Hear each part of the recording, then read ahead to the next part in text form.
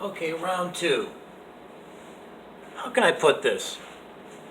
Um, if you're the type of person that may or may not have cancer but gets cancer medication, and you sell that cancer medication to opiate addicts, and then you turn around and buy crack cocaine with it, I have no respect for you.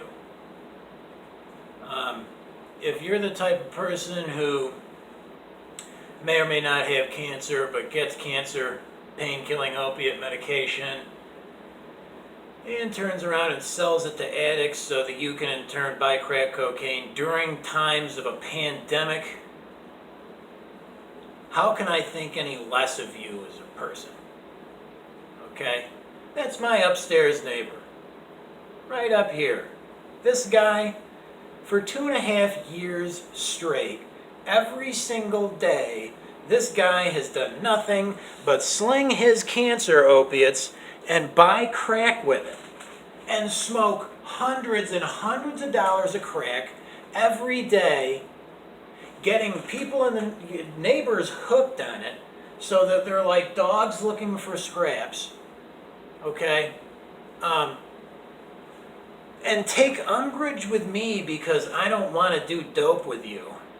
So kind of look down on me.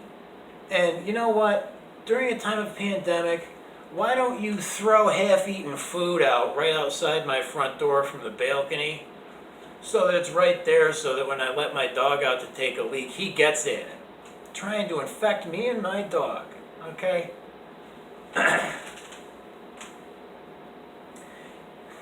You know, it's like I said, being an addict who's recovered and had to numerous times in order to finally get clean, I don't have a whole lot of respect for people who are in their 50s or 60s and still want to act like they're 18 and just discovered cocaine or a pill, okay? If you're somebody who in your daily life pretends to be a professional and dresses real nicely, but really you're just an opiate addict who buys pills from a cancer patient, again, no respect. You're not a man. You're a bug. Now here's my beef. You know, when I was growing up, I knew a kid who died of leukemia. You know, I've known people who've died from cancer. So when I see somebody more or less kind of faking it and not going along with the process, half-assing it, just for the pills, okay, you should be in prison for that. You know, because you know what that does? It takes away treatment that could be given to somebody who's really suffering from cancer and not just hardcore drug addiction. It takes treatment away from that person, okay? Painkillers that somebody might need in the end of their life go to you so that you can go home and sell them to your dumb friends right above me all day and night.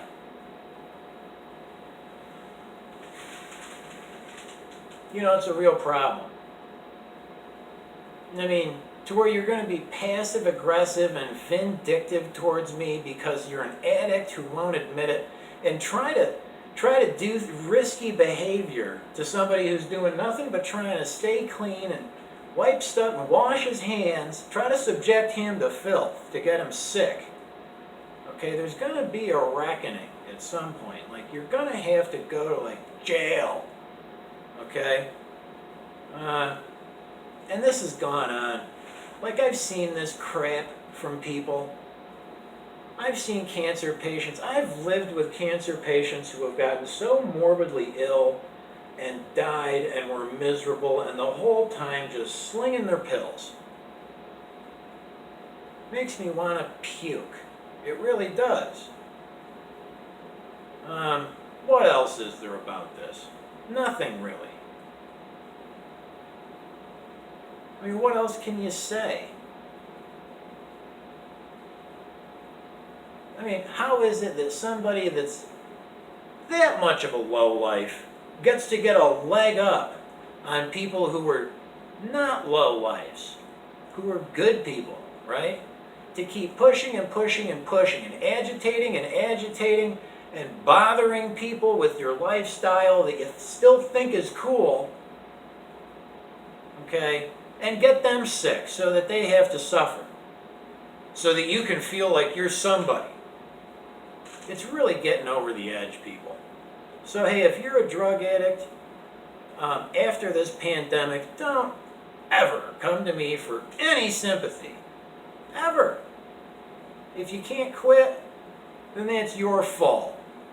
And don't cry to me about it either.